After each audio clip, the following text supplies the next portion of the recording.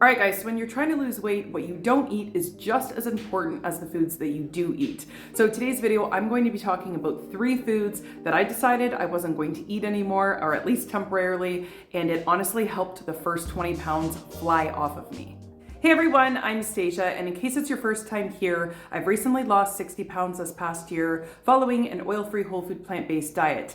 And I just want to start this video off by saying that I have not had an easy time losing weight. Even if you go back earlier in my channel, right here on YouTube, you can see that it, was a little bit of a struggle for me, as it always has been. So I'm definitely not the girl that, I just had some pregnancy weight I had to get off, or I've just randomly gained like an extra 10 pounds, over the holidays or something like that. And it's not to minimize either of those situations, because weight loss can be a struggle regardless, but it is to say that the struggle is a little bit harder when it's been a lifelong thing, when there's a lot of other reasons that cause us to be overweight, like food addictions and, eating not when we're hungry, but because, we're stress eating or emotional eating and, all the things. There's so many different layers there that go into it more than just the food. So at any rate, I'm that girl. I am the girl who has struggled, and I'm so happy to be able to say that finally I figured out how to finally get this weight to come off.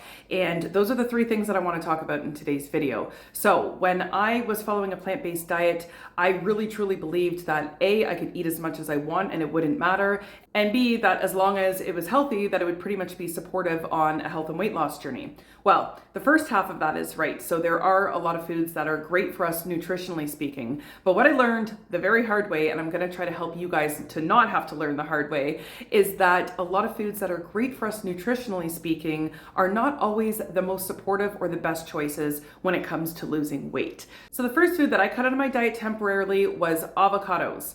And here's the thing, avocados are amazing for us nutritionally speaking, but they are super calorie dense. In other words, they have a lot of calories that don't really take us too far in terms of making us feel satiated, or even worse, as far as keeping us full. So I was that girl that was on the avocado toast trend. I still love avocado toast to this day. It was one of my absolute favorite things. And I mean, it's really not that bad for you. In fact, it's good for us in a lot of ways. But when it came to losing weight, I truly believe that it was one of the foods that I was eating all the time that actually kept me at a maintenance level, or even worse, put me in a surplus, a calorie surplus. And when we're trying to lose weight, that's literally the opposite of what we want. We need to be in a calorie deficit. So eating my avocado toast every day was not helping me get there. So I had decided, because it was a higher fat plant-based food and it was something that I enjoyed a little too often, that I was just gonna cut it out and see what happens. So that was the first food that I cut out. And the second food that I cut out. So before I jump into what that second food is, you are all going to want to hear this. When I was losing the weight, I kept track of the foods that I was eating the most, from breakfast to dinner, delicious snacks, and 22 amazing homemade protein shakes. I have well over 100 recipes to date.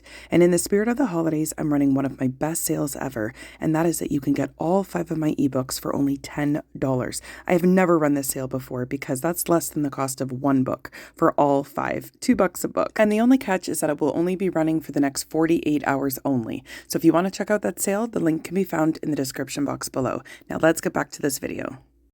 And the second food that I cut out was tofu. Now, tofu is not something that I eat a ton of, not like the avocado toast, but tofu was, a pretty common staple in my diet. And again, tofu does have a lot to offer us nutritionally speaking, but it is one of those foods that's a little bit more calorie dense, and it is a higher fat plant-based food. And for me, I was able to eat quite a bit of tofu, if I was having a stir fry with it or whatever the case, and it really can pack a punch calorically speaking. Anytime the fat content is really high in a food, naturally speaking or not, you can almost be assured that the calories are going to be high. So the goal for me was to eliminate or really reduce any type of overt fat or foods that naturally contained a lot of fat, like tofu.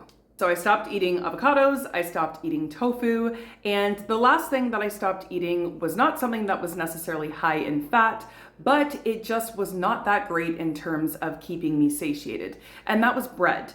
And it's not to say that all bread is equal. It's not to say that bread is even bad for you. But for me, I just wanted to really focus on the foods that would keep me the fullest, the longest. It's kind of like thinking of your calories like you would like money. Like, what do you want to spend your calories on? You want to get the most bang for your buck. And while we don't count calories in this way of eating, and I didn't count calories at all, they still exist. Your body is still registering how many calories you consume or don't consume.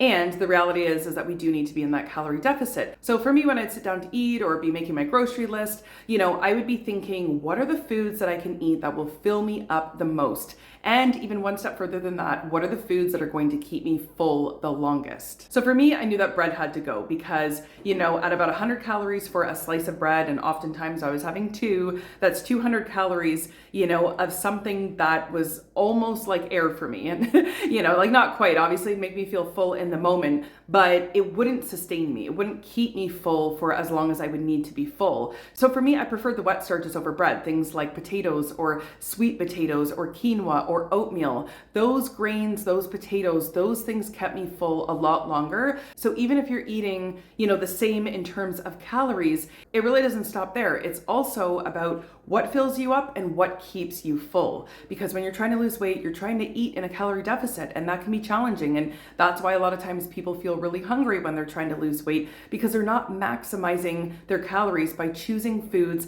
that really will give us the most bang for our buck in terms of keeping us full. So I found that eating natural, unprocessed foods that were high in fiber and low in fat were the key. Like right there, that's the magic right there in this whole video.